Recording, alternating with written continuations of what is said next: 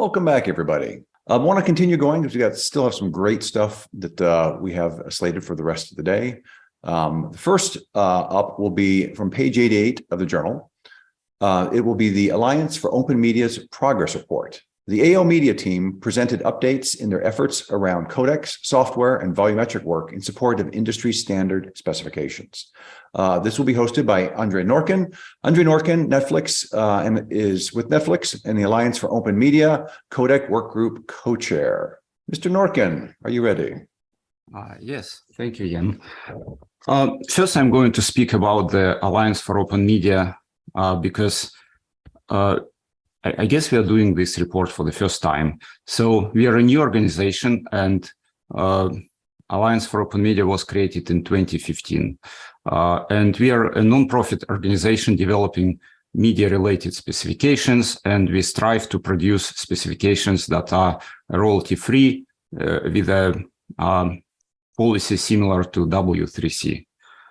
Currently, we have 44 member organizations, and that includes 14 steering committee members. Our structure is as follows.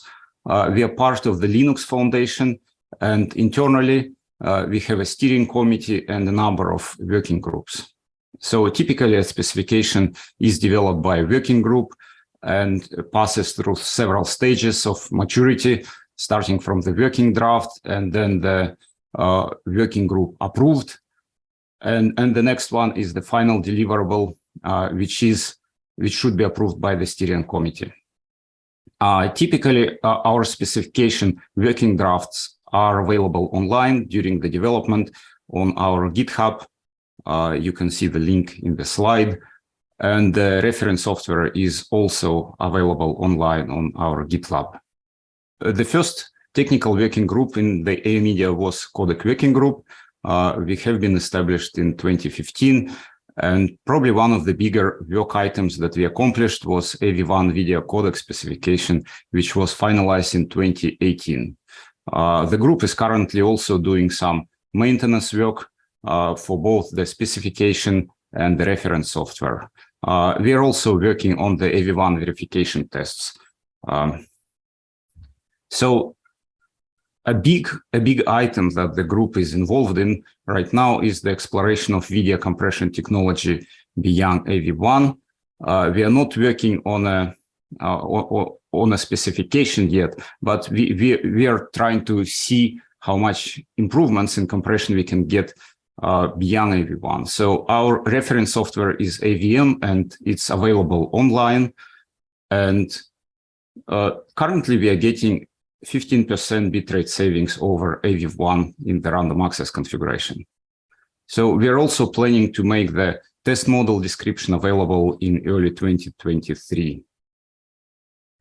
Another work item that the group is working on is the AV1 film grain synthesis technology as a standalone specification that will use ITUT-T35 user metadata payload to so that this film grain synthesis parameters could be transported in basically by any video codec that supports the ITUT-T35, and that's literally any video codec on the market. The specification working draft is also available, and the group is also working on a technical report for AV1 film grain synthesis technology.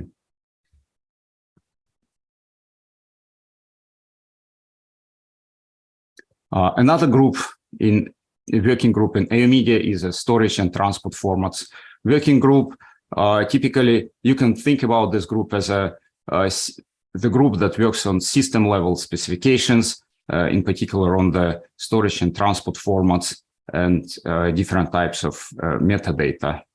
The group currently maintains 3 specifications that have been previously developed, including the AVIF, which is an image format based on AV1, also storage of AV1 streams in ISO BMFF and CMAF, and the carriage of ID3 timed metadata in CMAF. And some of the revisions for some of the specifications are coming. The group is currently developing 3 other specifications. One of that is use of HDR10 plus dynamic metadata with AV1 and the conformance streams for the specifications. And currently, this specification in the approved by working group status. And there are 2 working drafts, one on carriage of AV1 streams in MPEG-2TS and on the bitstream and container formats for immersive audio content. You can find both working drafts online if you would like to have a look and send your feedback. Another group in AU Media is the Software Implementation Working Group that was established in July 2020, and that group focuses on practical open software implementations of various AU Media coding standards. And currently, the standard that they're focused on is AV1, and a big milestone for this group was a release 1.0 of the SVT AV1 encoder codebase. That was their first deliverable. That's a open source practical AV1 implementation that spans 3 orders of magnitude in terms of computational complexity. So basically you can think complexities from AVC to AV1, let's say AV1 reference software. And it has excellent bit rate performance across this range of complexity. It has also linear multi-threading scaling, or almost linear multi-threading scaling, and integration with FFmpeg and GStreamer. Finally, we have a volumetric visual media working group that was established in February this year, and that group is focused on development of specifications for efficient coding and streaming of volumetric visual media data, and that's mostly targeted immersive applications. So the group is focused on the technologies that could be integrated with any scene graph representations. And currently, since the group is pretty new, it's working on requirements and use cases. In addition to that, they're planning to issue a call for proposals for static polygonal mesh compression by the end of this year. And they expect this specification to be completed by the end of 2024. Also, they are planning to work on specifications for point cloud and 3D animation compression that will be developed in parallel and published sometime later.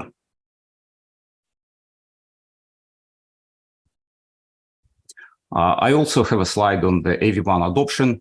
I guess I don't need to go through all of these items. I can just say that AV1 video codec adoption increases. You can see that a number of video services are currently using AV1, including YouTube, Netflix, Facebook, ITY, Twitch, and Vimeo. AV1 starts appearing in RTC. Also, some cloud service encoding supports AV1.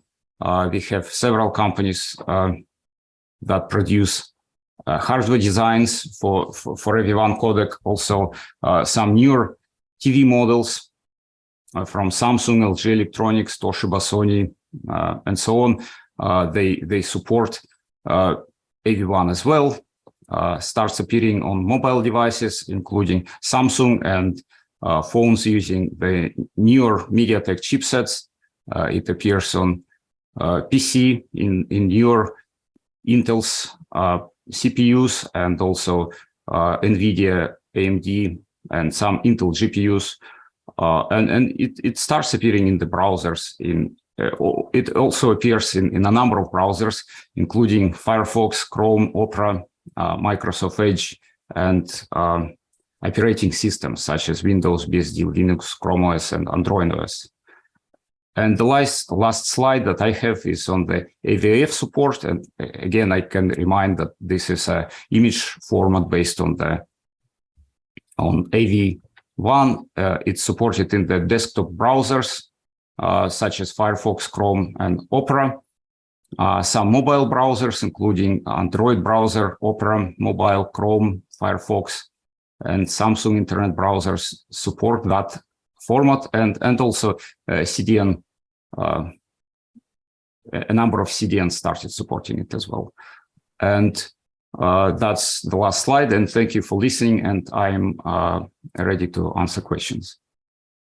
Andre, that's terrific. I'm always impressed with the depth that each of these presentations go into and the amount of work and the depth of that work within each of these organizations.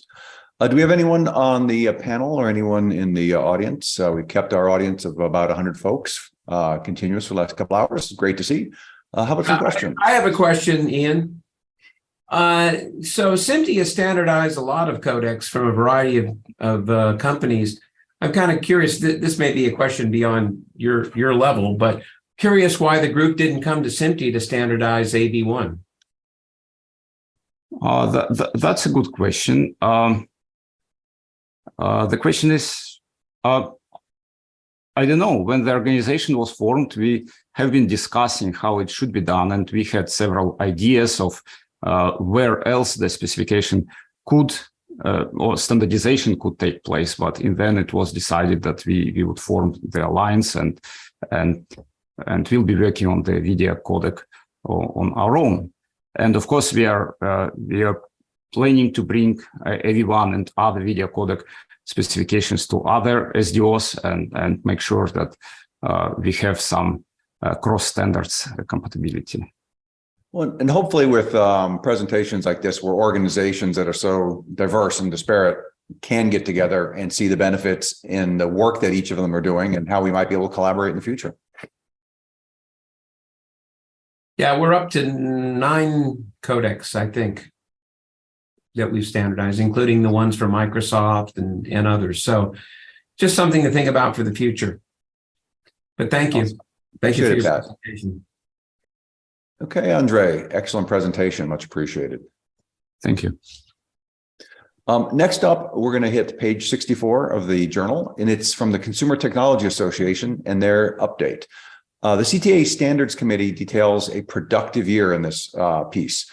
Among the many standards and informative documents they published were 15 items that are very much of interest to video engineers. Mike will go into more depth on these in his presentation, and this will be from Mike Bergman, Vice President of Technology and Standards for the Consumer Technology Association. Mike. Thank you, Ian.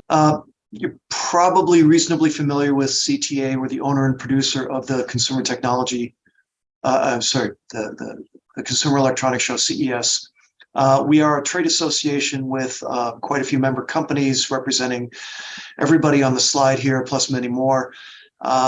We generally have scope over any technology that touches consumers, from wearables to cars to drones to smart home and many more things. We are also an ANSI accredited standards body, and that's essentially the group that's reporting today. In audio and video systems per se, CTA 861 is a bellwether of how HDMI and DisplayPort transmit key data about the display. We offer 861H as the current version of the center spec. We did an extension this year as well, 861.6, for some additional material. We also produced this past year, recognizing that it's a challenge to set up HDMI for the consumer to put the right parameters in their user interface and give them the necessary tools. We produced a configuration implementation guideline. I offer everyone to check that out. All 3 of these documents are free downloads from the CTA site, cta.tech/standards. I show that on the screen. The site has many other topics. All of the documents are free downloads, so go ahead and check those out. In streaming media interoperability, this is the WAVE project. WAVE is a broad initiative to work with CMAF, Common Encryption, Dash and HLS, HTML5 video, and drive interoperability among content producers, infrastructure, and the display devices. And so we have streaming media companies, we have hardware manufacturers, set-top box, media stick, smart TV makers. What we did over the past year, we updated our core standards, the content standard that shows how to form up content using certain constrained elements of the CMAP specification, as well as how certain media profiles that we support. I think something like 18 media profiles at this point, audio and video plus captions. We also updated the Web Media API snapshot. The snapshot is a short statement of what media APIs are important in the user agent on the device side. We update that on an annual basis, and that's why it's called a snapshot. It's only reflective of the last 12 months. We have a HLS interoperability standard. The advantage of this is if you are preparing content, you can prepare it for Dash and you can prepare it for HLS, but it's better if you do one file for both per set of options, such as resolution.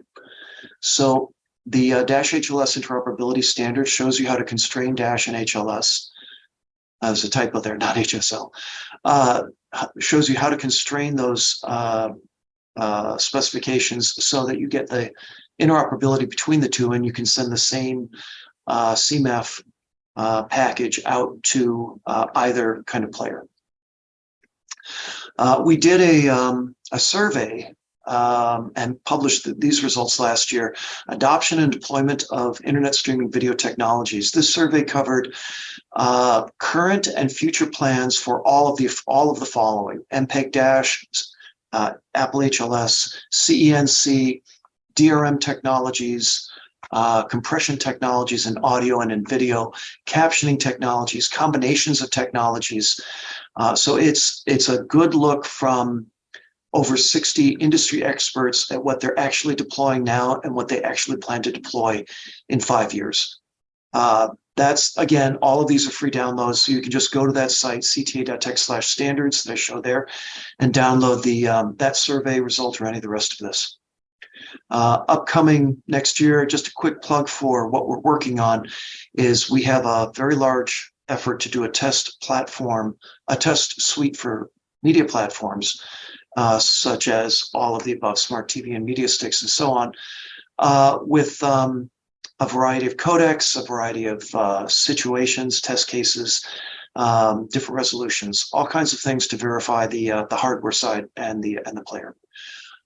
Other topics that play on that speak to video and video production, video playback, artificial intelligence. What's unique about AI and video production? Trustworthiness and transparency of AI systems as it relates to video or content creation. Energy efficiency. We have the standardized method for TV power consumption. We've released an update of that for how the TV settings may impact TV power consumption. Best practices for hardware developers, consumer platform developers, such as ATSC 3.0 TV receivers, accessibility topics, captioning, and alerts.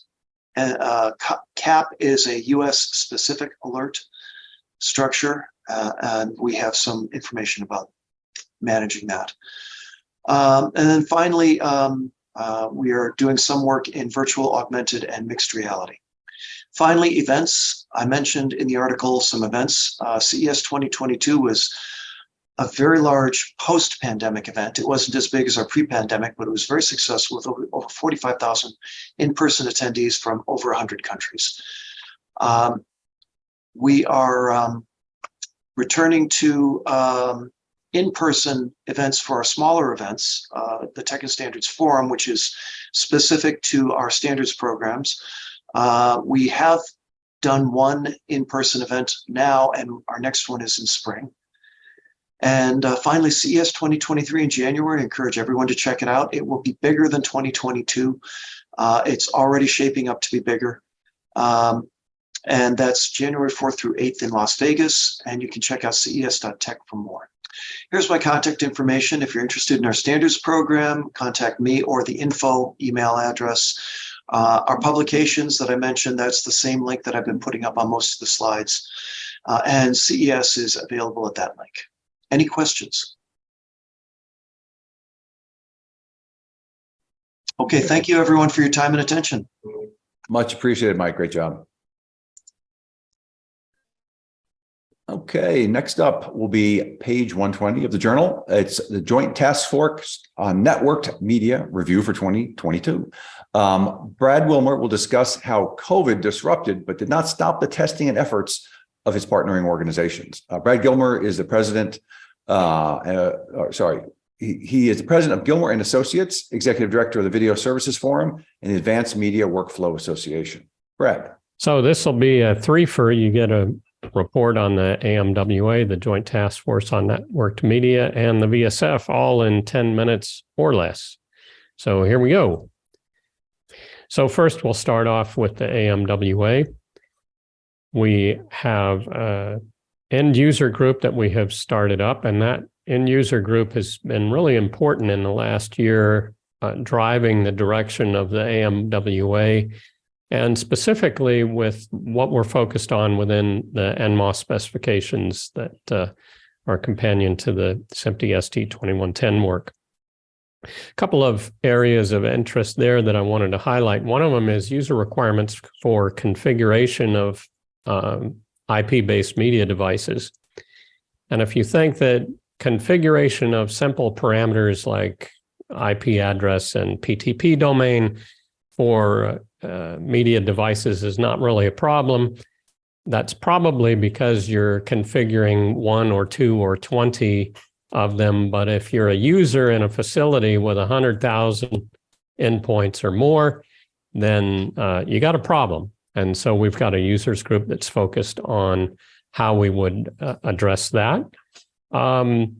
Next, we are looking at the standardization. Well, let's put it this way, some guidance on how to label NMOS nodes. And once again, if you have 100,000 ST2110 nodes that have registered in an ISO4 NMOS controller, and they say things like audio input or MAC address, which is what people are finding, it's really not helpful. And so we're looking at starting some guidance on this as well. And I have to say that we held a face-to-face meeting in London in the middle of the year. And these two topics were absolutely top of mind for our membership. Ongoing work we have is how you might use NMOS with NDI, where there are opportunities for those two technologies to work together. And this says we're incubating, which basically in AMWA speak means we're figuring out what sort of work there is to do there.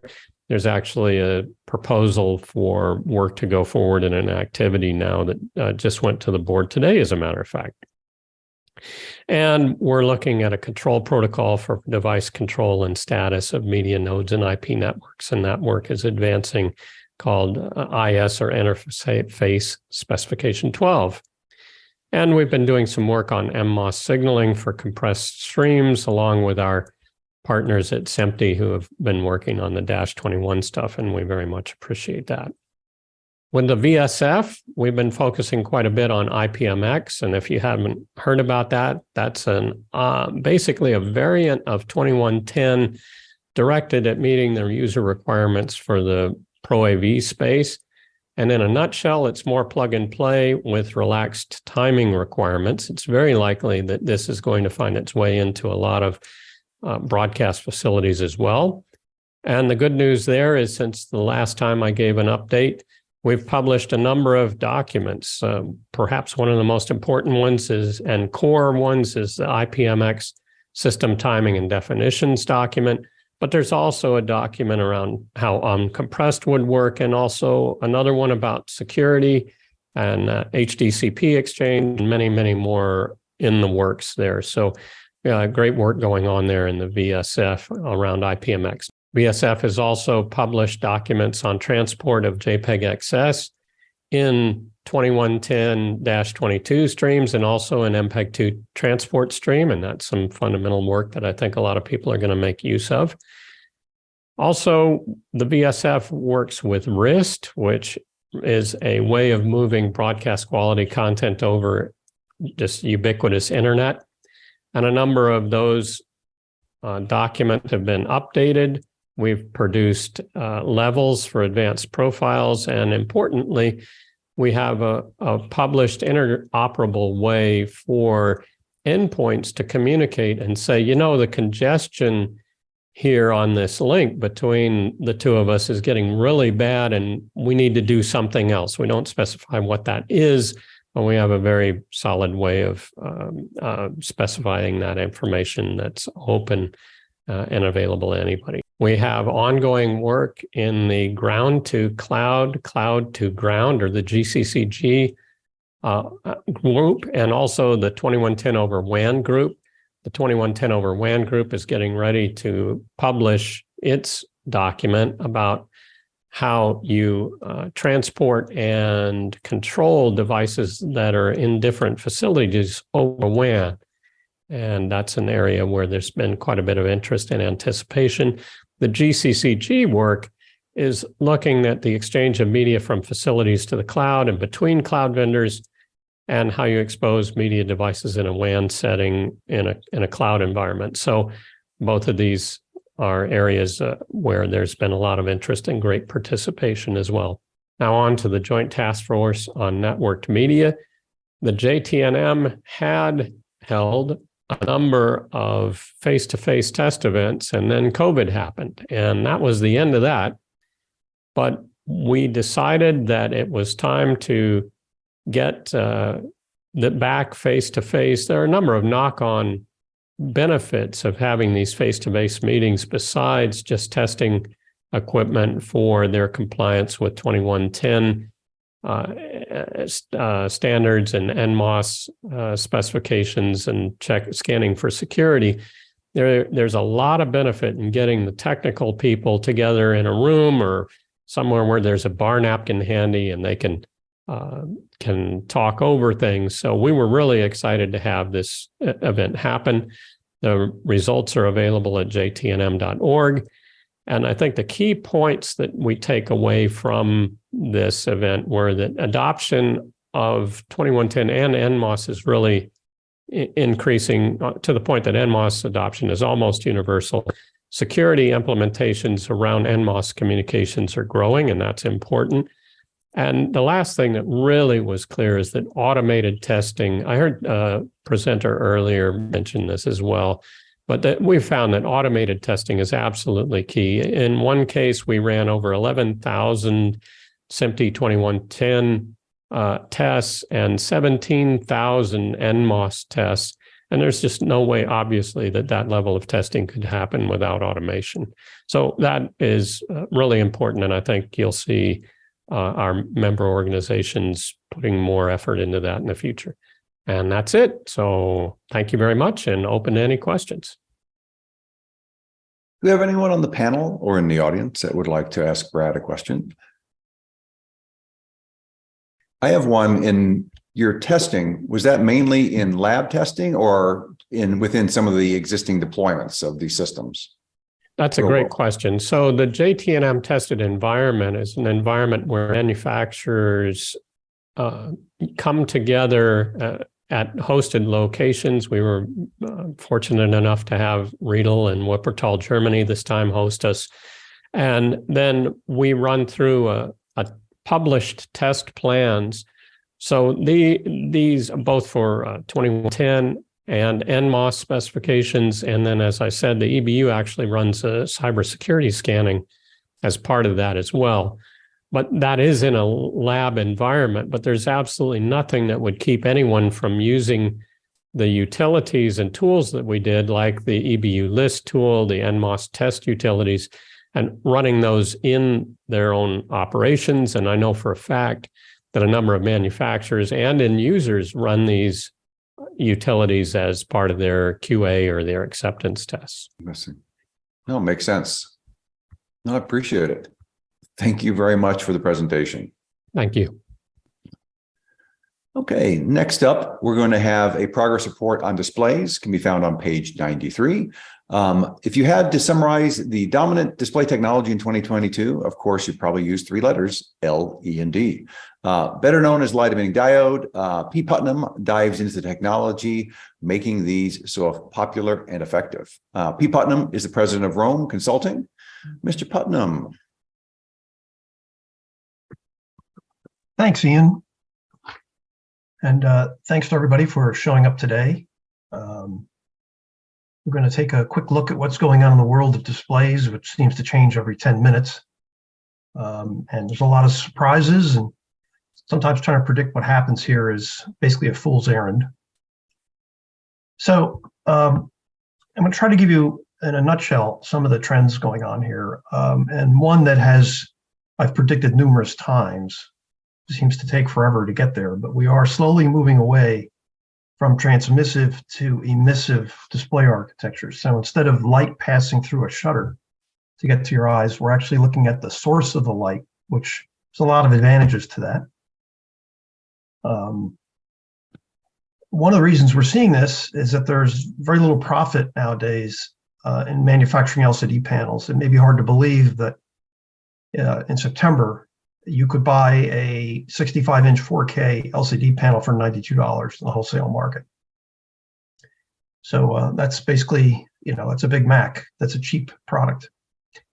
LCD technology, as wonderful as it is for a lot of reasons, is still very inefficient. 95% of the lighting that you start with is lost because of the dual polarizers and additional layers of filters.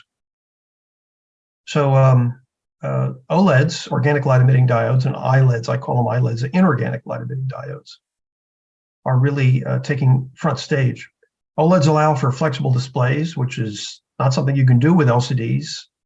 And we're already seeing that come to market, and such things as flip phones. OLEDs have a wider color gamut, better color saturation, lower black levels, which is, again, typical of a emissive display, going back to, say, CRTs and plasma. Inorganic light emitting diodes can produce very high luminous intensity and maintain very high color saturation. And we have different versions of those. We have mini and micro. We're seeing some advances in smaller pixel sizes and pitches that eventually will migrate to things such as your phones and tablets and smartwatches and other gadgets, but they're still very costly to manufacture compared to existing tech. So, trends in LCDs. The panel manufacturing is largely limited to Taiwan and China. There are still some fabs in Japan, but it's just too costly to manufacture over there. And as a result, we have a large wholesale market for full HD, 4K, in-plane switching, and pattern vertical alignment panels at very low prices. And the result of that is that you have companies that used to dominate this market that have said, why should we make this stuff and lose money on it when we can just go shopping in the wholesale market? The quality of the panels coming out of Taiwan and Japan and China is very, very high now. So Samsung Display and LG Display have shut down their LCD fabs. They're actually going to do this before COVID, but there was a surge in demand for everything from laptops and televisions to discrete computer monitors, so they kept them running a little while longer. But they're basically getting out of the LCD manufacturing business to concentrate on things like OLEDs and ILEDs. So there's still some technology left in life left in this technology. Full array light emitting diode backlights combined with RGB color filters, stripes for local area dimming and high dynamic range. So we see this in televisions now. And we have this very, very dense array of LED backlights that allows us to do local area dimming, high dynamic range, and get really, really bright images. And we also can take just pure blue LED backlights, and we can match them up with quantum dots in either films or on glass for high dynamic range. So typically, the blue passes through, and the energy from the blue stimulates the red and green quantum dots, provide a quantum effect, or converting energy from one light source to energy in another light source. But we're running into some potential issues here as we add more pixels and we increase the density of LED backlights, and that's power consumption. And the European Union right now is basically going to put 8K televisions off the market with their most recent regulations that they're promoting for power consumption. I know California is also looking at it. Other countries are looking at it. And at CES, we saw some very interesting permutations of LCD. I mean, we can still do a lot of cool things with them. As I said earlier, it's not easy to curl them, but on the right, there's a 34-inch super widescreen gaming monitor that Samsung showed that has a slightly curved LCD. And on the left, an 8K TV. There were not a lot of those at CES this year. And this is an 8K LCD with a full array LED backlight to get HDR and wide color gamuts, but a bit of a power hog. Now, what's going on with OLEDs? Well, the pendulum is clearly swinging in this direction. They are basically a mature technology. I mean, research on them goes back over 40 years, but we're seeing them show up in everything from computer monitors to flip phones to watches. We're seeing them showing up in cars as far as instrumentation and auxiliary dashboard indicators. We have seen some advances in the life of the red, green, and blue materials that are used in organic light-emitting diodes, but dark blue still remains a challenge. It ages faster than other colors. If you've been around a long time, you remember this was an issue with phosphors, and CRT is also an issue with the blue that we saw in plasma displays. So right now we have two kinds of display architectures employing OLEDs. We have white OLEDs with color filters, or WOLEDs. These are basically all coming out of LG Display in Korea and China. And these are available in sizes. They just announced a 27-inch monitor. We're getting smaller ones now, all the way up to 88 inches, and there's been a prototype shown over 90 inches with resolutions of 4K and 8K. And then we have RGB, discrete red, green, blue OLEDs coming from Japan Display, Samsung Display, AUO, and BOE in China. These are basically limited to use in phones, tablets, and monitors, so small screens. So when you have a smartphone with an OLED display, that's an RGB OLED. It's not a white OLED. Both types of these are limited in small area peak luminance to 600 to 800 candles per square meter.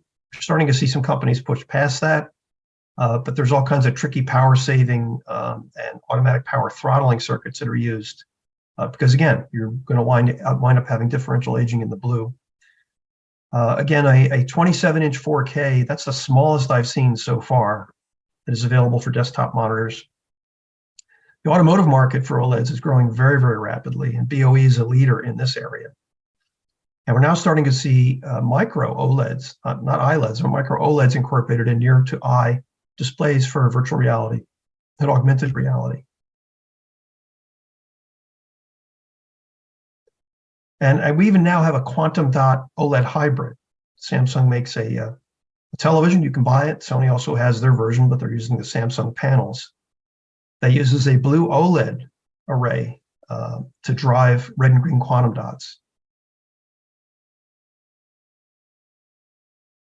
Some OLED displays at CES, some of the fun things you can do with them. LG had this curved OLED virtual ride.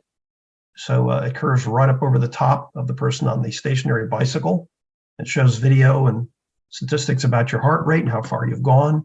And also if you want to change direction or look at a map. On the right, transparent OLEDs, they've been around a while, about 40 to 45% transparency. So this is actually a shelf. You can put things on it and then you can actually roll it up and down. It rolls back up just like a window shade. This was an interesting product just announced. The Super Hexa Vision has a micro OLED display. This is using a micro OLED developed by Sony. They're 0.23 inches with VGA resolution. Has integrated wide and telephoto cameras, 50 megapixel and 8 megapixel, 32 gigs of RAM, and a Qualcomm 8-core processor. So the peak perceived luminance is 1,800 candles per square meter, which could actually blind you. I mean, that's extremely bright. But that's a peak luminance scene to scene. And the typical luminance is going to be much lower than that. Battery life about 3.3 hours, 30-minute charge, time to 80% within 900 90 milliampere hour battery, and you can record 100 minutes of video with it. 10 seconds of video is always being recorded, video stabilization. This thing was actually developed by an Indiegogo campaign. It's a company based in China. Here are the quantum dot OLED displays. They're available in 55, 65-inch TVs. They're also available in computer monitors. So Dell has a 34-inch Alienware quantum dot OLED monitor that they brought to market. Inorganic light emitting diodes are capturing everybody's attention. There's a lot of hype about them, and there's also some realizations that it's not necessarily the be-all and end-all, but typically a pitch 2.5 millimeter indoor-outdoors to 400,000 candela per square meter. Below 2.5 to 1 is mini LED, and below 1 millimeter is what we consider to be micro LED. As you know, they're very popular for virtual sets and backdrops using multi-primary color designs. OLEDs or LEDs, ILEDs operate in pulse width mode. They're full on and off with fast rise and fall times. You can't bring up the voltage slowly on them. You have to switch them on and off. Otherwise, you get very inconsistent color gamut and color tracking. They're already in wide use for LCD backlights for high dynamic range. Now, a lot of experts believe ILEDs will replace all other direct view displays, even in personal and mobile electronics. We have some other people saying, cool your jets. That's not necessarily going to happen. And there's some ILED displays at CES. Samsung has 3 different micro LED TVs. This is 101-inch, and they'll exhibit on how they're evolving the chip size to get them smaller and maintain the light output. Resolve announced a near-to-eye color micro LED. This is a full-color micro LED display, but it's the first one I've seen in this size that actually combines quantum dots, red and green quantum dots, with a blue micro LED emitter for near-to-eye applications. So something worth noting from display supply chain consultants, the market for micro LEDs is still tiny, could reach 1.3 billion by 2027. Lowering manufacturing costs is a must before they can be competitive against OLED. But the director of display research had said that micro LED was initially presented as an ideal display technology for all applications, but the hype has faded. OLED has conquered the smartphone market, keeps getting better, while LCD still offers unbeatable value for money. Micro LED is really only available as an oversized TV or a miniature projector for smart glasses. So looking down the road real quick, LCD displays remain the low-cost bargain option, but with some compromises, including black levels, off-axis viewing, and image blur. Shouldn't be blue, should be blur. Some of those can be improved with quantum dots for HDR. OLED displays are better suited to personal electronics, flexible, and they have very high color saturation, provide best TV image quality. But their peak small area luminance levels are limited due to materials aging issues. ILED displays dominate digital signage, very high luminance and color saturation, high contrast, excellent viewing angles, but they're still very expensive to make in micro sizes for personal electronics. And that concludes my presentation. Pete, very much enjoyed it. I do have a question on the 8K displays, as obviously Athena with the CBC was probably wondering how she could use these without busting her sustainability program. What are the biggest issues, and what will be the technologies coming down the road that might resolve that? Well, the problem with the 8K displays, as I pointed out earlier, is they consume a lot of power.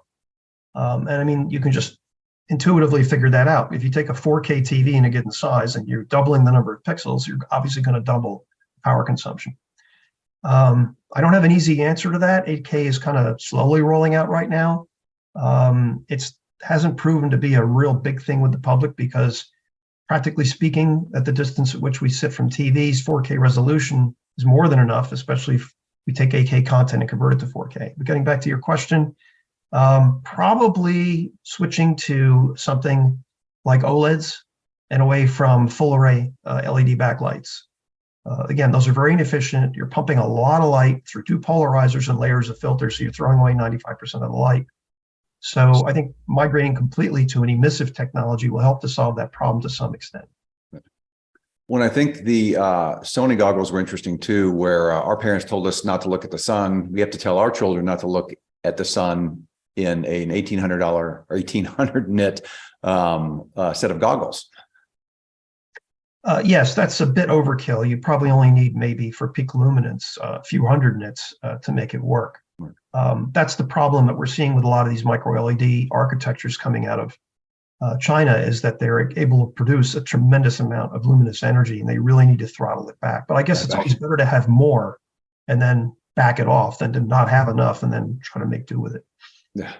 Oh, we do have a question in the Q&A section.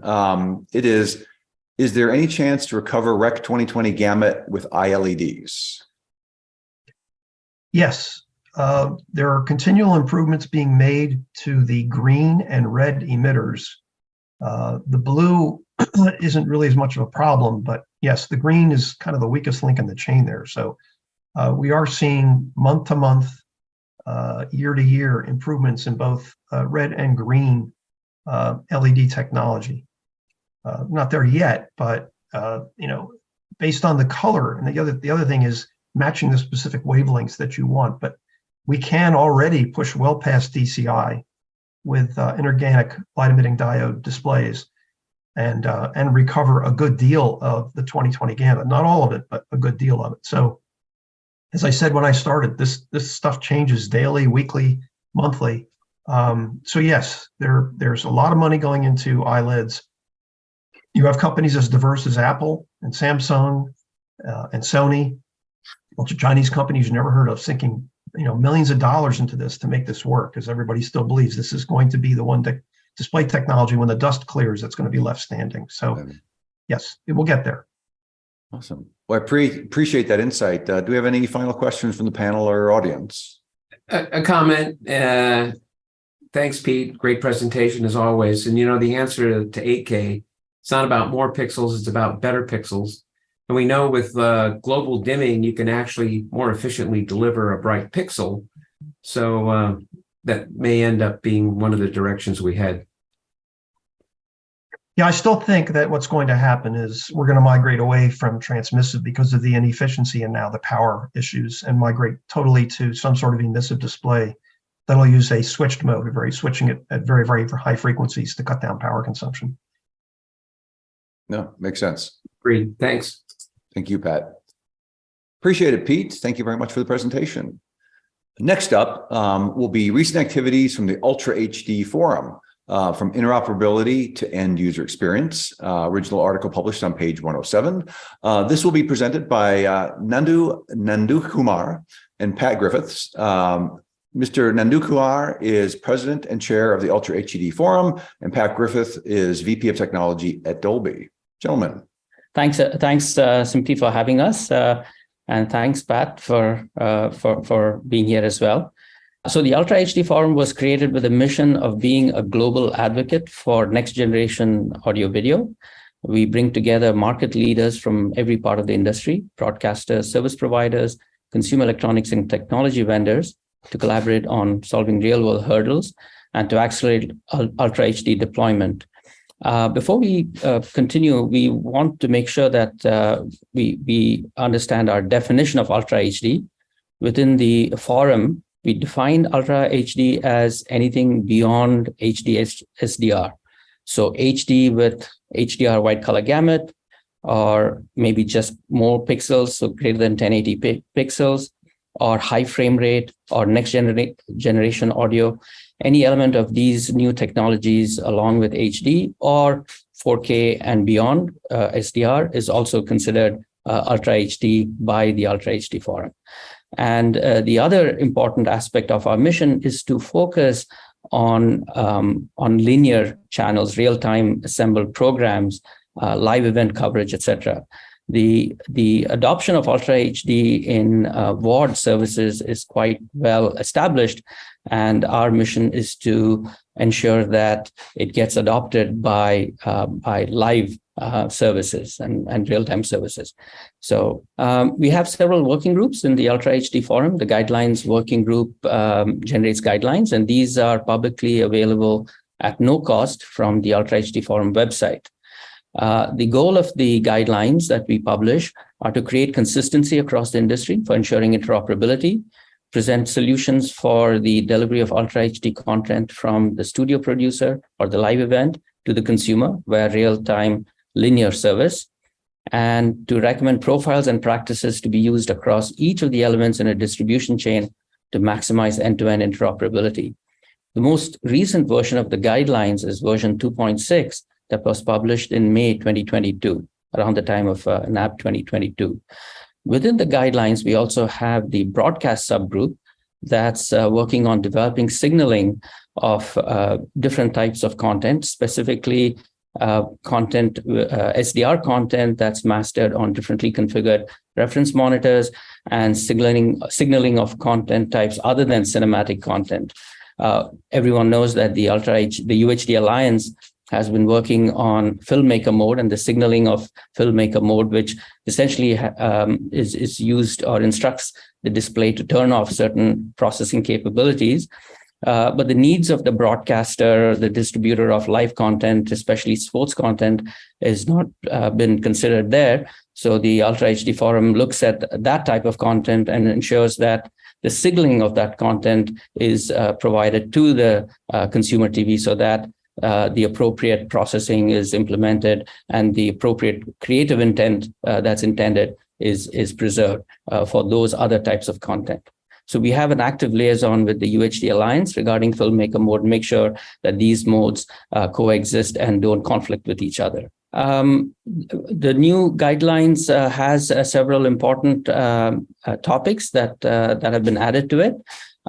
Described in great detail is single stream HDR, SDR workflows.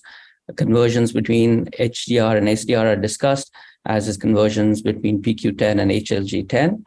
The guidelines also discusses the use of JND based metrics, such as those that are listed here, for tracking color, volume, chroma, intensity, and hue shifts to make sure that those conversions are being done at the highest levels of accuracy. There is a new Annex K that's present in the guidelines that deals with next generation audio, focuses on production tools and workflows, and real world case studies are presented based on deployments that have been implemented around the world, and there are examples of available tools and workflows that are in actual use.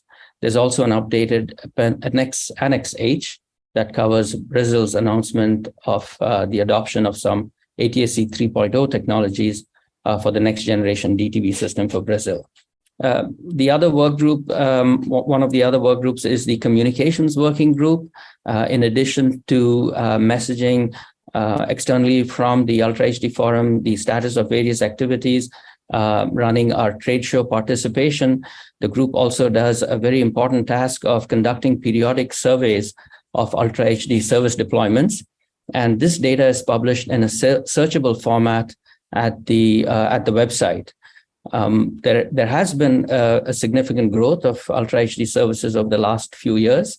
We saw over the last 2 years a growth from services that reach from 450 million to 500 million subscribers now. There are about 325 services that are being tracked, and there are very interesting statistics that are presented. It might be interesting for you to check them out. Some examples are shown here on this slide. If you look at the total number of Ultra HD services available today, out of these 325, you see, for example, 37% of them are SDR, so SDR 4K and beyond. And the rest of the services there also have things like HDR10, Dolby Vision, and other flavors of HDR.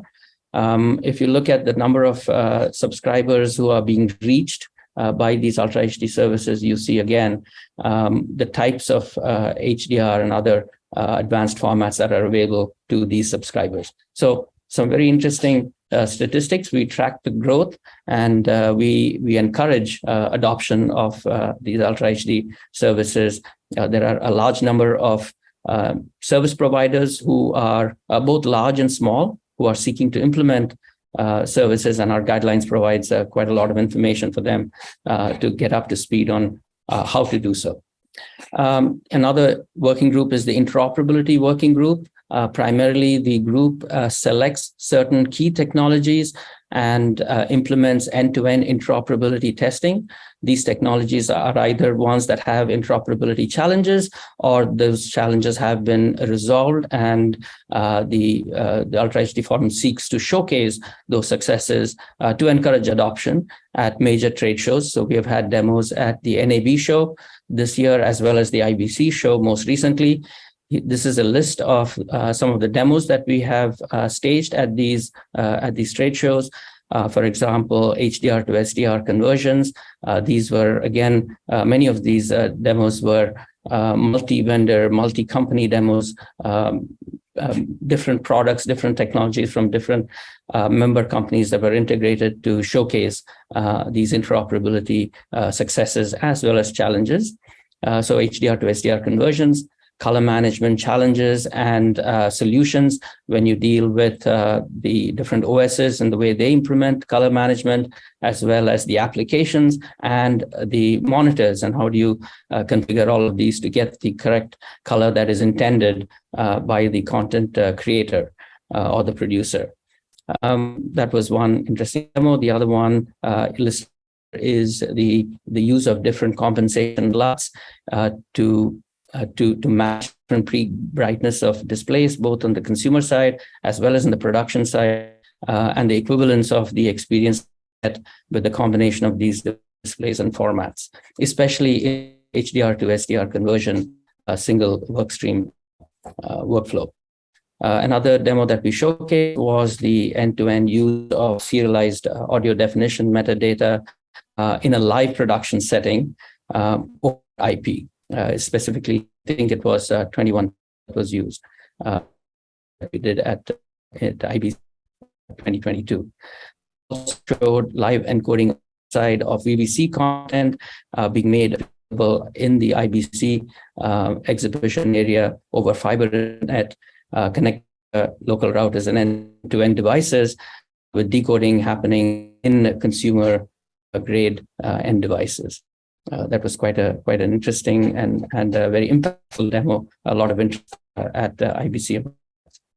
Other aspect that we highlighted was the availability of these advanced formats, especially HDR formats, a wide variety of device types, consumer devices, tablets, phones, set-top boxes, TV, etc. Those are some of the areas that we're quite happy to have showcase these technologies. With the interoperability work group is the IP production users group. Again, the focus of this group is to look at the production, the emerging production methods that use IP, but then focus on the advanced content types, 4K, HDR, white color gamut, HFR, and to ensure that interoperability challenges are addressed. NAB 2022, we demonstrated 2110 based HD HDR sandbox, and we noticed that there were still quite a few challenges in the available devices out there that generate, receive, react, and transcode, especially content between SDI and 2110. We are also looking not just at SD 2110, but also at other forms of IP. And going forward, we'll have some activity that covers other IP formats as well. So that was a quick overview of some of the activities in the Ultra Forum. In conclusion, we feel that the adoption of Ultra HD format for live linear content is critical for long-term viability of these formats. Even though Ultra HD is very well established award content, it hasn't yet penetrated at a very large scale the distribution of live linear content. That's quite important to us. Challenges remain as the number of the growing technologies mature, and our diverse and robust activities, we hope, continue to yield new recommendations and continue to help service providers and content creators rapidly launch these high quality services based on a scalable and future-proof architectures and workflows. So do you want to add a few comments to this discussion here? Yeah, thanks, Nandu. Just kind of three takeaways for all of you. It's really important. Our definition of UHD tends to be broader than other orgs because we think HD with HDR is UHD, as Nandu mentioned. So that's one takeaway. UHDA has a different view on that. The other thing is when we talk about live, there's a lot of confusion out there. A live sports broadcast has these things called commercials, which are pre-produced content. So as we think about it, in a practical broadcast scenario, you have a mix of live, straight from the cameras through the control room, plus pre-recorded content. And we coined a term real-time program stream assembly to define that particular use case. Something also to take away. In the issues of dealing with SDR and HDR and how you interoperate between the two, we're actually looking at SMPTE ST 2086, which talks about mastering for HDR and the generation of the metadata, defining the color volume. And it seems it could be also applied to SDR, and providing that information could help downstream devices deal with this conundrum of SDR and HDR mixed programming. So we're actually actively looking at that in some of our work in broadcast. So lots of interesting stuff. I invite you to go read our article and, of course, to join the group if you're interested in some of the topics. Great presentation, Pat. But thank you both very much, and we appreciate your efforts today. Thank you. The next slide up is very close to my heart. It's about student outreach efforts of the SMPTE Membership Committee, which I am myself a member. This can be found at the beginning of the journal on page 23, thus its importance. Engaging the next generation of creative and technical talent for the media industry is one of the goals of SMPTE membership team, not only promoting and expanding a professional membership, but bringing those younger technicians and artists into the fold. Here's a presentation by John Scheich, Advanced Systems Group and SMPTE Membership Director, that'll have a little information on what we've done to try to bring you up to date on efforts and successes. John. The SMPTE sections, chapters to date, have been our primary means of outreach. SMPTE has student chapters around the world, including New York, Philadelphia, Rochester, San Francisco, United Kingdom, Washington, D.C., Dallas, Chicago, Florida, India, New England, Hollywood. I'll point out that in Canada, Toronto and Montreal don't have formal student chapters, but the sections are working closely with a group of schools and very successfully. So in my own local area, the San Francisco section has made outreach to students with leadership from our chairperson, Kent Terry, our regional director, Jeff Way, and the past president of SMPTE, Pat Griffiths. In 2019, we succeeded to launch a student chapter at De Anza Community College, and this was the first student chapter in many, many years in the Bay Area. Each semester, we elect a new president, new student president. The chapter is on our Discord server, and I've joined the De Anza advisory board for its film and TV department. A lot of our success is due to the faculty advisor, Melina Grozova, and she has kept the chapter going each year, year after year. With the lockdown in the last couple of years, we've had to meet virtually, and this allowed us to continue to have about 2 meetings per month throughout the semester. Now that the restrictions have eased, we've started to have live events. Just last week, we had a SMPTE meeting on site at the school in collaboration with a local group, Silicon Valley Video, on the topic of preparing the workforce for our industry.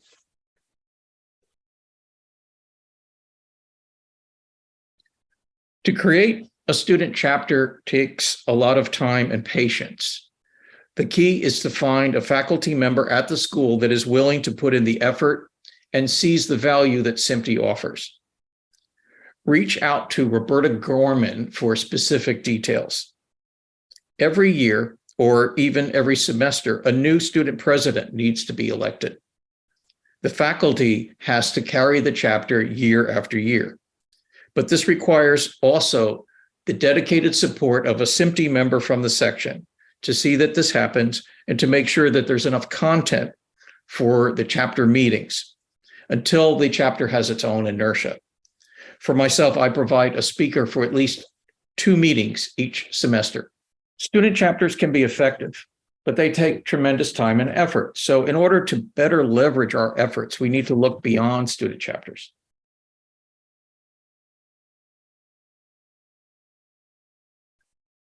At San Francisco State University, we held a hybrid event on site at its new Communication Arts building. San Francisco State does not have an official student chapter, but it does have faculty and students that are ready to be part of our organization. CSU Entertainment Alliance has created a website called, CSU Entertainment Alliance, the State University System has created a website called CSU Entertainment Alliance, which provides fantastic resources for its students. The university has 180 departments across 24 campuses that are engaged in media and entertainment. And SMPTE is a partner with this website.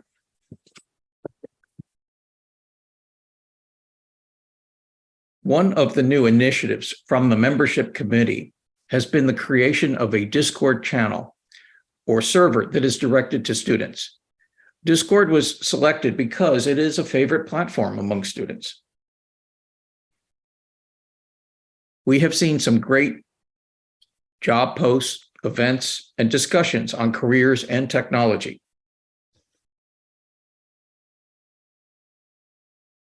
With 250 users and counting, this is one great tool for our outreach.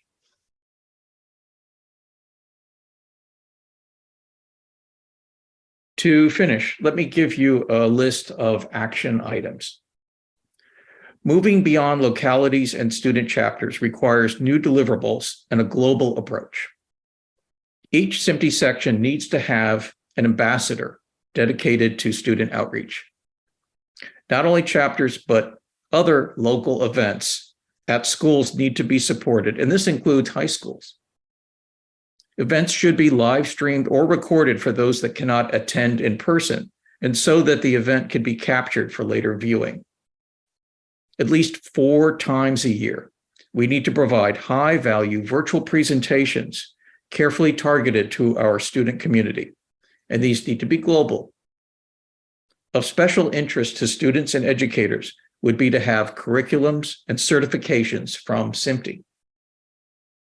And something I think we need to address, the SMPTE website, one visit will prove to you that it needs to be recalibrated for students and educators.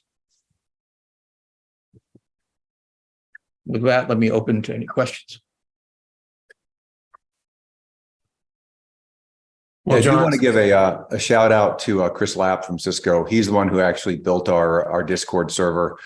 And the goal behind this was to try to engage students, where they are. Discord is a platform that technology and artistic students alike use to share content, share thoughts, create community. So our thoughts were to try to, indulge and engage on this platform and try to draw them in. I put the link inside the question and answers. We also are looking for professional interaction in there, because these are students who have questions from SMPTE members about the industry. Some of them are looking for jobs. So it's a great place for industry to engage with the student population as well. Yeah. And we do have one question real quick in the chat. They were asking about whether the city of Pasadena College still has an active chapter. I'm not sure, John, if you do, but I have engaged with students from that location. So Pasadena actually contributed. They actually were very visible at the SMPTE Summit just last month. Excellent. So a couple comments on this. Thanks, John, for all your efforts, and you too, Ian. And all of you on this call, if you're an alumni of a university, ask them why they don't have a SMPTE student chapter.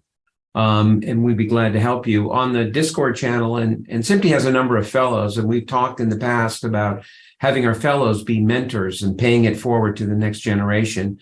I'm a big fan of that, but we have yet to get that going. And I will mention that Steve Wozniak graduated from De Anza. He is on our Creative and Technology Advisory Council. And we're trying to get him at some point to come talk to the students about how he used SMPTE timecode to connect the Apple computer to a television. Who knew? The California State University Alliance that John mentioned, I've been an invited member to their board, and we're trying to do more to leverage what that group is doing to students throughout at least California. So lots of potential there.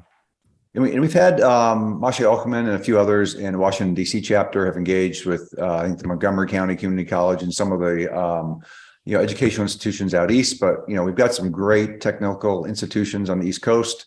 And I'd love to see folks, from New York or D.C. chapters engage more with those. By the way, looking at that photo, John, it looks like when students visited Dolby, we showed them what HDR was and a 4,000 nit grading display. Yep, Pat is making a cameo in that shot. Yeah, indeed.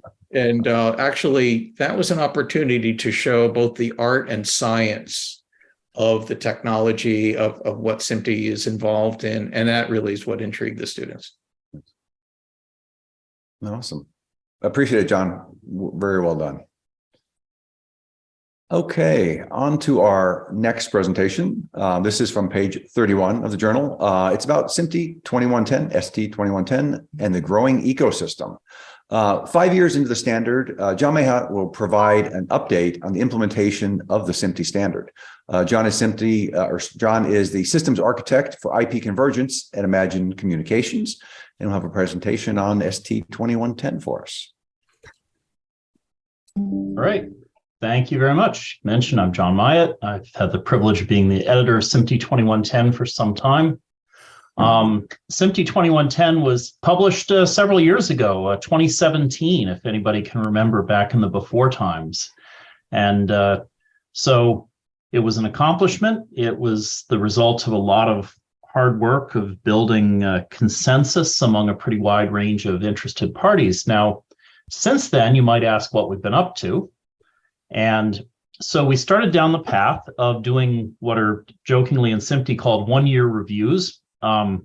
These one-year reviews have actually taken longer to complete than the original documents did, but they are now all in the publication queue. There's some checks that happen just before they're published. There's no, I'll say, giant changes in the revisions. They'll be called the 2022 revisions. There's, the results of basically field feedback about things that could have been more clear and a few extra use cases that we didn't contemplate in the original documents, but that turned out to be important, handling of asynchronous streams, things like that.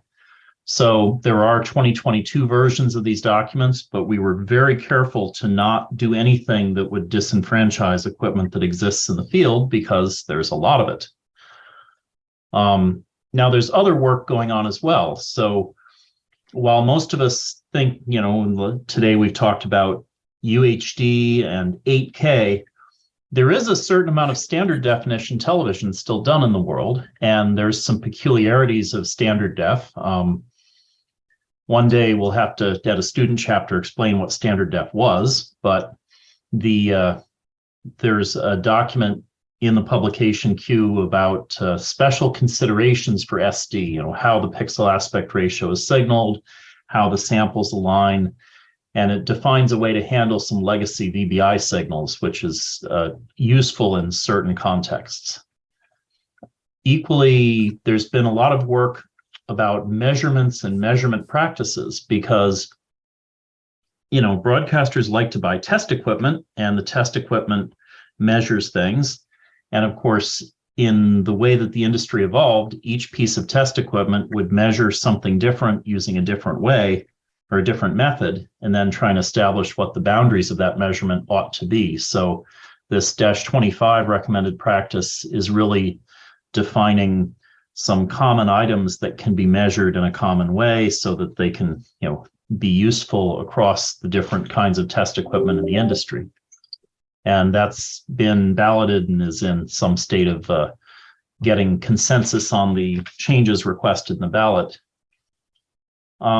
There's also a document that's about to go into ballot that's about fast metadata. So currently, everybody knows what video is, everybody knows what audio is, but the other stuff, the, captions, all the other things, historically on SDI, they were tunneled around in an ancillary data space that was defined and very widely used.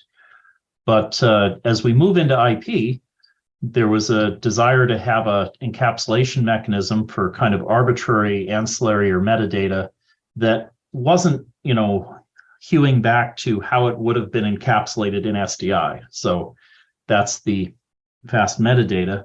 And it will be going into ballot along with its first practical use case, which is actually to carry the SMPTE 2127 metadata. So look for that if you're in that committee. Another big thing going on in the standards industry in general is the idea of using PICSs, protocol interoperability check sheets, which is basically a summary of all of the kind of normative provisions of a standard with, a sort of straightforward way to check off, yes, I complied with that, yes, I complied with that. And it's very useful for organizing testing, as Brad talked about automated testing earlier. Automated testing, in part, you need to also define what are the tests, what are the items that to be tested, and so forth. So this PICS was done, actually the AES made a nice one for AES 67, and that inspired the 2110 team to then create similar ones for the other parts of 2110. So this activity is following SMPTE's public committee draft process, which means that at various times in the document development, the document is actually available for public comment. And look forward to people's comments on these as they go. We're working through them now. There's also a few other things going on. So there is an engineering guideline group going on about RTP timestamping that meets every week or two. There is a very, very minor revision of -30 coming along, mostly related to the development of the PICS and harmonizing one more thing with AES 67. And then the payload format for audio metadata, the 2127 metadata in particular, as I mentioned, is about to go through ballot in parallel with its transport. All that said, from an industry perspective, 2110 has been pretty successful. Every new facility of any substantial size worldwide at least considers using 2110 as its basis of design. Not everyone does. There are some facilities that for budget or other planning reasons stay in SDI, and that's okay. But many facilities are going down the ST2110 design path and execution path. If you're in the position of shopping for equipment, every major function that you could need, from encoders and decoders to color processors to audio mixers to vision switchers to replay systems, they're all available with 2110 interfaces from kind of all the usual suspects in the vendor community. So there's been a pretty wide adoption on the vendor side and the customer side. And in practice, 2110 facilities are producing a real fraction of the television that you see worldwide, and there's a lot more in the pipeline. So one of the reasons this can happen is that the vendor-to-vendor interoperability has been very good. So Brad talked a little bit about the JTNM tested events. The signal plane, the actual video and audio interoperation, is extremely good. There's very few problems with that in the industry. And so that makes the SMPTE part of this really very successful. That's the mark of it is, does it work? And I think the answer in the field is, yes, it works, and it continues to work, and here we go. So with that, I'll yield the floor for any questions that are in your minds. And if you have any questions, John is definitely a wealth of knowledge. I interviewed him for TV Technology probably a decade ago on the emergence of IP in television, and it's only continued to grow. And actually, I've most recently talked to him as I'm building a facility that we're looking at SMPTE 2110 as the primary transport for audio video. Hey, John, it's Pat. I got a general one for you. I don't know if Andy's still on. We had a discussion about IPMX earlier today and building on 2110. What are your thoughts about, better collaboration between what they're doing and SMPTE? I think that there's a lot of cross membership between the two groups, and there's a high degree of awareness. I'd say that most of the vendors implementing early IPMX things also have 2110 implementations, and so it is working extremely well. The IPMX development is going on across SMPTE, AMWA, and VSF, and it's really, and AIMS for that matter. So there is a lot of mix of different industry people and different organizations all participating. But yes, the goal of IPMX is to be as harmonious with 2110 as possible. And to the extent that there's places they've chosen to deviate, I think it's reasonable for us as a TC to consider whether we want to, incorporate or extend the 2110 system to include the ways that IPMX felt their particular market segment needed. Yeah, I would certainly encourage to harmonize where we can. We went through this with MXF, as you may recall, where we ended up having variations and caused some consternation in the industry. So, but see what you can do. To be avoided for sure. Let's. Excellent, John. Thank you so much for your input and presentation. Thank you. Thank you, John. You're welcome. Next up, we're going to have an update from the Entertainment Technology Center at USC, found on page 78 of Journal. The USC School of Cinema Arts presents its efforts as a think tank and research center for media arts. Kenneth Williams will dive into their many efforts and successes this year. He is Executive Director and Chief Executive Officer of the Entertainment Technology Center at the University of Southern California. Thanks very much. You're very welcome, Kenneth. Yes, thanks for the chance to provide a brief update on the ETC. Just as a bit of background, the ETC operates as a think tank and research center. We bring together thought leaders, innovators, executives from the media industry. We drive collaborative projects among members, engage next generation consumers. Very importantly, try to act as a convener and an accelerator for advancements in entertainment technology and the evaluation of consumer response. And our core activities, which I'll update you on briefly, include research, publications, events, projects, and exploratory labs and demonstrations. We've actually been in existence for almost 30 years, and this is a quick snapshot of some of the support that we receive from our member companies throughout the industry. Increasingly, our membership includes not only all of the major studios, as well as some of the newcomers such as Amazon Studios, but large compute companies, as well as the traditional entertainment industry ecosystem. In terms of current work streams, we have 4 that I wanted to update you on today. AI and blockchain in media is looking at R&D for deep content intelligence, audience intelligence, AI for good, Project Hattie. We just completed a joint white paper on AI ethics with SMPTE, which was published just a couple of months ago. We continue to co-chair through eBerquist, SMPTE's AI Standards and Media Task Force. Project Hattie, putting title metadata in the blockchain.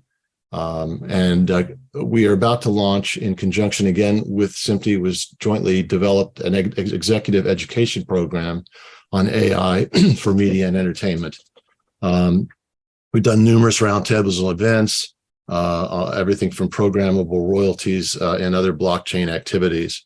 The second area to update you on is our immersive media experience. We've run a number of student challenges in the past year, which have resulted in extensive student executive conversations, not exactly the same as a student SMPTE chapter, but in many ways facilitates the same kind of two-way conversation, what's going on in the industry and what the next generation of content creators coming up from the USC schools are looking at.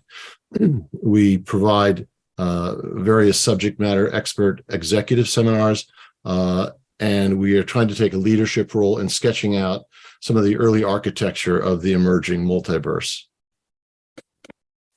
Adaptive and virtual production is probably one of our most active areas. We've engaged with LED panel developers and manufacturers and have several work groups exploring current technology and its evolution.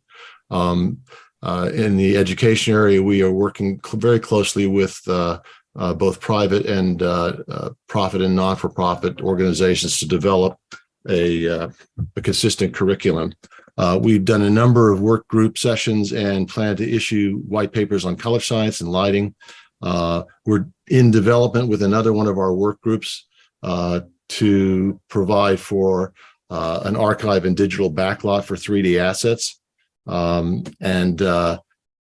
Perhaps most importantly, this year we completed our 5th major experimental content project, Fathead, which engaged dozens and dozens of companies, both as direct cash funders as well as in-kind providers, to produce a virtual production short, which made extensive use of LED volumes, virtual extra characters, experimented with audio issues related to the hard surfaces of LED volumes, dealt with multi-cloud integration issues and the like.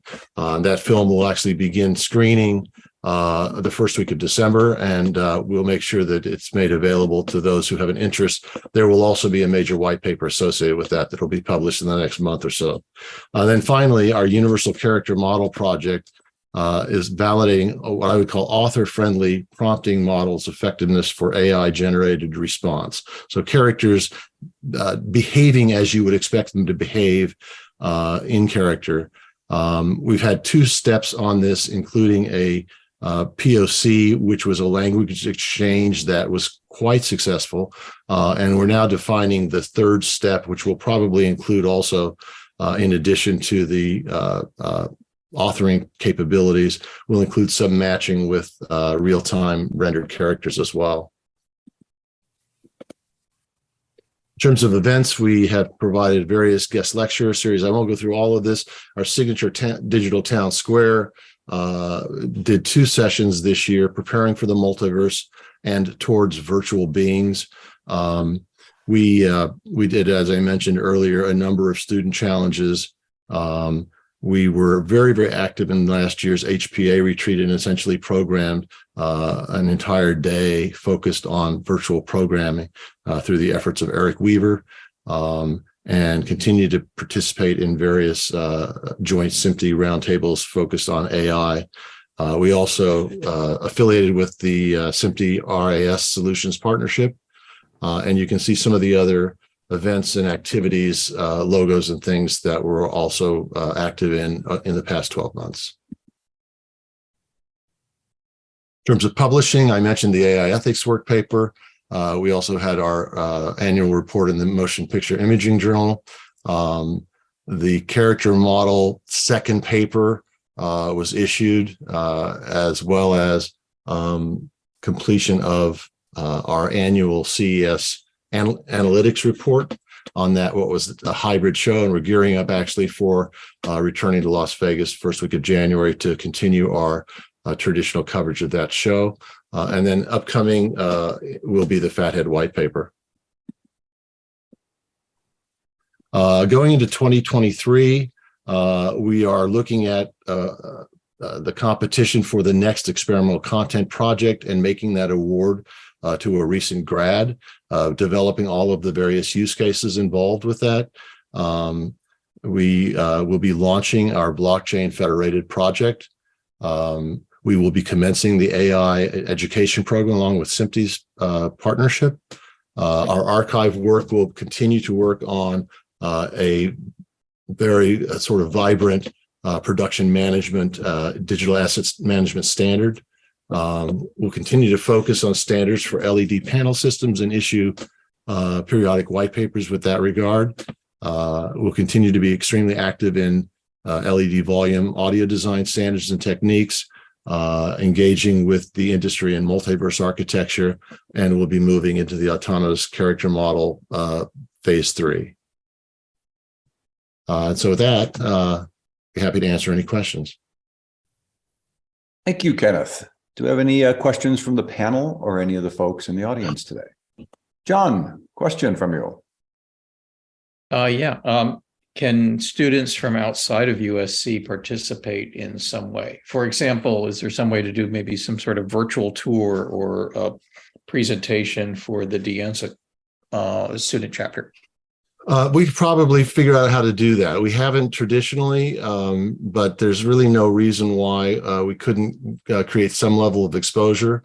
And if there were particularly, if we, right now we're continuing to do mostly Zoom-based seminars, and those have pretty much unlimited capacity for people joining. When we go back to in person, that constrains attendance a bit, but I'm hoping that we can maintain some kind of hybrid capability, which would allow us to extend invitations to electronic participation quite easily. So Zoom would definitely work. And this was actually a topic that the school had actually brought up. They want to learn more about virtual production in general. Great. A very, very popular topic on virtual production. Kenneth, appreciate it. Tremendous presentation. Thank you. Thank you. Okay, next up, following the USC Film School, we have the American Society of Cinematographers, Imaging Technology Council Progress Report from page 50 of the journal. The ASC, MITC, will detail their efforts in motion imaging, monitors, lighting, digital intermediates, and next generation cinema displays. Jay Holman is a director and producer. Gary Mandel is co-chair, ASC Motion Imaging Technology Council, and the chair is Curtis Clark. Gentlemen. My name is Jay Holman. I'm an associate member of the ASC, and I am proud to present our report here today. Unfortunately, Gary Mandel is unable to join me. He was pulled away. So you guys are stuck with just me. So one of the things that the ASC was able to present recently, coinciding with the SMPTE Hollywood Media Technology Summit, was our ASC Motion Imaging Technology Showcase, which was a show and tell of some of the most active committees of the MITech. The participants in this particular event, which happened at the ASC Clubhouse, were the Lighting Committee, the Motion Imaging Workflow Committee, the Next Generation Cinema Display Committee, Professional Monitor Display Committee, and the UHD TV Committee, along with the Academy of Motion Picture Arts and Sciences, presenting work on the ACES and the SSI projects. So we took over the entire clubhouse to turn it into an interactive show and tell of all of these committees and their most active projects, starting with the Lighting Committee, which built an LED volume inside of the clubhouse, demonstrating image-based lighting technology. So instead of just using the LED panels, incorporating pixel addressable LED fixtures to take the images off the screen into calibrated and color fidelity fixtures to light talent. It was a beautiful presentation put on by our chair of the Lighting Committee, Tim Kang, with multiple companies helping to put that particular presentation on. The second part was the Professional Monitor Display Committee. We had 18 professional monitors on display side by side in the boardroom, each of which were calibrated by each of the manufacturers, presenting the exact same material. It was a 42-minute program that included the ASC MITC STEM 2, which I'll talk about in a moment, along with calibration charts, the demo footage for the Alexa 35, and a lot of other footage to take a look at, side by side to look at these reference monitors. We also had demonstrations from our Motion Imaging Workflow Committee and two of their really extraordinary projects that are just about to come out. That's the Media Hash List, the ASC MHL, and the ASC FDL, the Framing Decision List. The MHL is in beta phase right now. It's out in testing, and it provides tracking and continuity of file for all media in a wonderful new format, new wrapper format. The FDL is just in its programming stage, and we're receiving feedback based on that. And that allows for decisions made by the cinematographer and director, and information set in the camera, framing, to be tracked through all of post-production, really at the press of a button. So there's no longer guessing or looking at framing charts. It's all tracked quite beautifully. In addition, we had the Next Generation Cinema Display Committees and the Standard Evaluation 2 Working Group, who presented the STEM 2, a project that I had the pleasure to chair. We presented the STEM 2 in HDR, showing variances between HDR and SDR, and also presented the behind the scenes documentary on that. And I'm going to talk a bit more about that project in just a minute. We had the UHD TV committee presenting filmmaker mode, which is a wonderful implementation that by metadata allows or by function of a television, tells the TV to turn off all of its image processing that the manufacturers are building in, including motion smoothing and high contrast and all of these fun things that filmmakers really don't like to see. So filmmaker mode is a really powerful tool that presents the media in the way that the artist intended it to be seen. Additionally, we had a solo demonstration of QD OLED from Samsung. And this was two LED panels together. One was a QD and one was a white OLED, along with a Sony X300 reference monitor. And it was a wonderful demonstration of that new technology and how well QLED is holding up. And the next project that we want to talk about is the ASC MITC STEM 2. This is the Standard Evaluation 2 material. And this has just been completed and released, so it's out there in the world. This follows on what the ASC did with the DCI in 2004. The original STEM was created with the intention of evaluating digital projection systems and allowing manufacturers of digital projection systems to make sure that they were meeting proper specifications. And it provided third-party material that was used as a neutral baseline for virtual testing and for testing of these projection technologies. Shot by Alan Davio, ASC, on 35mm and 65mm film. This existed as a evaluation standard for many, many years. But unfortunately, with technological advances that we have now, it became a little dated. So we noticed a need for an updated STEM that would take into consideration high dynamic range, wide color gamut, high resolutions, and that was designed specifically to test laser projection systems, emissive display systems, professional monitors, consumer monitors, and even image processing systems and hardware. So we formed the ASC MITC STEM 2 working group. That was a collective of ASC active cinematographers, associate members, color scientists, colorists, technologists, manufacturers, and studio representatives. And we came up with a wish list of technical parameters that would have to be included in this particular material, including high contrast material and 15+ stops of dynamic range, high detail subjects, fine gradients like fog, full fade from white into the image, fast motion, a range of diverse skin tones, covering a wide color gamut, including CGI elements that go beyond what is photographable. Photographicable? I'm not sure if I got that word right. Different cameras, animation for high detail, and like I said, CG color. So all of this was to be put together in a short film that was intended to be like representative of what Hollywood is putting out now as a narrative piece of material, not just test charts and technical information. And production commenced in July of 2001. We now have this released on the ASWF DPEL, and it's also presented with full dialogue and Dolby Atmos sound. And we have multiple deliverables that are with a simple license available to anyone in the industry who needs to use it on the Academy Software Foundation's Digital Production Example Library. So these are just some behind the scenes images for your viewing pleasure of the production of STEM 2. We shot for 5 days in July of 2021.